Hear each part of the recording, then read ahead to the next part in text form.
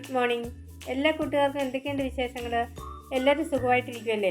ഞാനും സുഖമായിട്ട് തന്നെ ഇരിക്കുന്നു. ഇപ്പോൾ കുറേ ആയിട്ടോ വ്ളോഗ് ചെയ്തിട്ട്. അപ്പോൾ ഞാൻ ഇന്നാളൊരു വീഡിയോ ചെയ്തപ്പോൾ അതിനകത്ത് പറഞ്ഞിട്ടുണ്ടായിരുന്നു, ഈ മഴക്കാലം തുടങ്ങിയപ്പോൾ തൊട്ടുണ്ടല്ലോ ഭയങ്കര ചീവീടിൻ്റെ സൗണ്ടാണ്.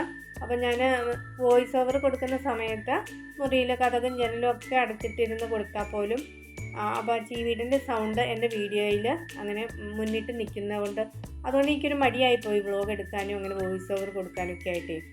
പക്ഷേ ഇനിയിപ്പോൾ എന്തായാലും ഈ മഴക്കാലം കഴിയാണ്ട് ചീവീടിൻ്റെ സൗണ്ട് പോകുമെന്ന് തോന്നുന്നില്ല. വേനൽക്കാലത്തൊന്നും അത്ര പ്രശ്നമൊന്നും ഇല്ലായിരുന്നു, മഴക്കാലം ആയപ്പോഴത്തേക്കാണ് ഇങ്ങനെ ഉണ്ടായത്.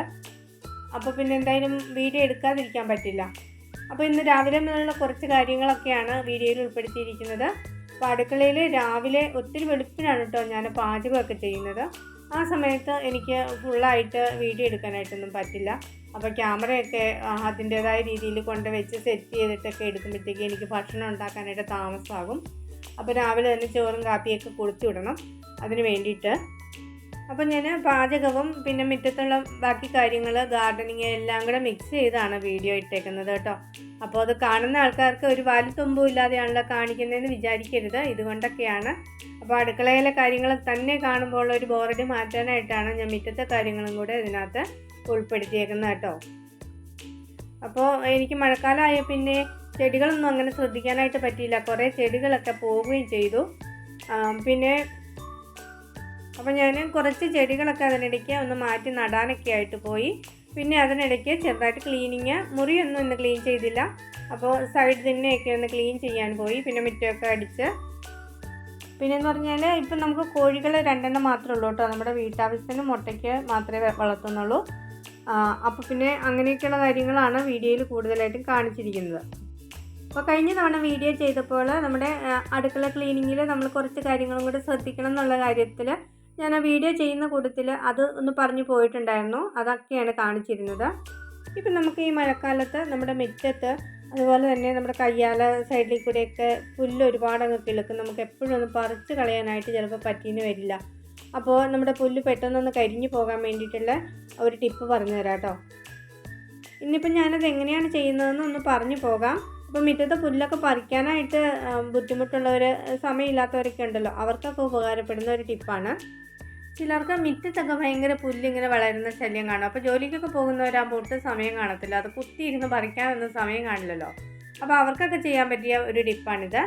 അപ്പോൾ അത് നമുക്ക് ഈ കയ്യാലയുടെ സൈഡിൽ കൂടെയൊക്കെ ഇതിങ്ങനെ വളർന്നു കഴിയുമ്പോഴത്തേക്കും നമ്മുടെ ചെടിയിലേക്കൊക്കെ ഇങ്ങനെ കീടങ്ങളുടെ ഉപദ്രവം ഉണ്ടാകും. അതിനായിട്ട് നമുക്ക് നമ്മുടെ വീട്ടിലുള്ള സാധനം തന്നെ മതി കേട്ടോ. നമുക്ക് 1 ലിറ്റർ വെള്ളം എടുത്തിട്ട് നമ്മുടെ പൊടിയുപ്പുണ്ടല്ലോ അതൊരു പാക്കറ്റ് ആ വെള്ളത്തിലേക്ക് ഒന്ന് കലർത്തണം. പിന്നെ വേണ്ടത് നമുക്ക് വിനാഗിരിയാണ്. വിനാഗിരി 1 ലിറ്റർ വിനാഗിരിയാണ് 1 ലിറ്റർ വെള്ളത്തിന് കണക്ക്. പിന്നെ ഒരു 100 മില്ലിഗ്രാം അളവിൽ ഒരു ചെറിയ കഷ്ണം സോപ്പ്, അലക്ക് സോപ്പ് വേണം കേട്ടോ. അത് അത്രയും കൂടെ നന്നായിട്ടൊന്ന് മിക്സ് ചെയ്തിട്ട് ഈ പുല്ലയിലൊക്കെ ഒന്ന് സ്പ്രേ ചെയ്താൽ മതി. അത് പെട്ടെന്ന് തന്നെ കരിഞ്ഞു പൊക്കോളും. പിന്നെ നമ്മൾ സമയമില്ലാത്ത സമയത്ത് കുത്തിയിരുന്ന് പറിക്കാനൊന്നും പോകണ്ട. അപ്പോൾ മുറ്റത്ത് ഒന്ന് കുത്തിയിരുന്ന് പുല്ല് പറിക്കണമെങ്കിൽ അറിയാമല്ലോ എല്ലാവർക്കും, മുട്ടുവേദന നടുവേദന എല്ലാം ഉള്ളവർക്കൊക്കെ ഉപകാരപ്പെടുന്ന ഒരു കാര്യമാണ് കേട്ടോ അത്. അപ്പോൾ നമ്മുടെ ഇവിടെ ഉണ്ടല്ലോ ഈ കയ്യാലെ കൂടിയൊക്കെ നല്ല ഇലച്ചെടികൾ, അത് ചെറിയ പൂവുണ്ടാകുന്ന ചെടികളൊക്കെ വളർത്തി വിട്ടിട്ടുണ്ട് കേട്ടോ.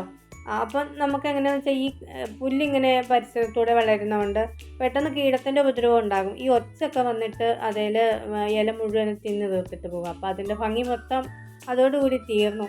അപ്പോൾ അങ്ങനെയുള്ള സമയത്തൊക്കെ പക്ഷേ നമ്മൾ ഈ തളിക്കണ മരുന്ന് നമ്മുടെ ചെടികളിൽ സ്പ്രേ ചെയ്യാതിരിക്കാനായിട്ട് ശ്രദ്ധിക്കണം. ഈ വിനാഗിരിയൊക്കെ ചെല്ലുമ്പോഴത്തേക്കും നമ്മുടെ ഇലച്ചെടികളൊക്കെ കരിഞ്ഞു പോകും കേട്ടോ. പുല്ലിൽ മാത്രമേ തളിക്കാവുള്ളൂ. അപ്പോൾ കഥകളും ടിപ്സുകളും ഒക്കെ പറഞ്ഞു വന്ന എൻ്റെ വീട്ടുജോലി ഇപ്പോൾ അത്യാവശ്യം കാര്യങ്ങളൊക്കെ കഴിഞ്ഞു കേട്ടോ. ഇനിയും വീട്ടുജോലികളൊക്കെ ഉണ്ട്, എല്ലാം ഒന്നും വീഡിയോയിൽ ഉൾപ്പെടുത്താനായിട്ട് പറ്റിയിട്ടില്ല.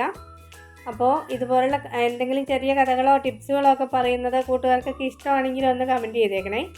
അപ്പോൾ നമ്മുടെ വീഡിയോ ആദ്യമായിട്ടൊക്കെ കാണുന്ന കൂട്ടുകാരുണ്ടെങ്കിൽ നമ്മുടെ ചാനലൊന്ന് സബ്സ്ക്രൈബ് ചെയ്തിട്ട് സപ്പോർട്ടും കൂടെ തരണം കേട്ടോ. വീഡിയോ ഒക്കെ കാണാനായിട്ടൊക്കെ ശ്രമിക്കണേ. വീഡിയോ ഇഷ്ടമായി കഴിഞ്ഞിട്ടുണ്ടെങ്കിൽ തീർച്ചയായും ലൈക്ക് തരാനും ഷെയർ ചെയ്യാനും ഒക്കെ മറക്കരുത് കേട്ടോ. പിന്നെ ഈയിടെ ഉണ്ടല്ലോ നമ്മുടെ നിശാഗന്ധി ചെടി നിറച്ച് പൂവിട്ടായിരുന്നു. അതിൻ്റെ വീഡിയോ ഒന്നും എനിക്ക് ഇടാനായിട്ട് പറ്റിയിട്ടില്ല. ഇപ്പോൾ ഇത് 3ാം ഘട്ടത്തിലും പൂവിട്ടിട്ടുണ്ട്. കഴിഞ്ഞ കുറേ വർഷങ്ങളായിട്ട് ഇത് ഒറ്റത്തവണ മാത്രം പൂവിട്ട് ഇങ്ങനെ പോവുകയാണ് ചെയ്യുന്നത് കേട്ടോ. ഇത് 3ാം ഘട്ടത്തിലാണ്. ചിലത് വിരിഞ്ഞും വിരിയാതെയൊക്കെ നിൽപ്പുണ്ട്.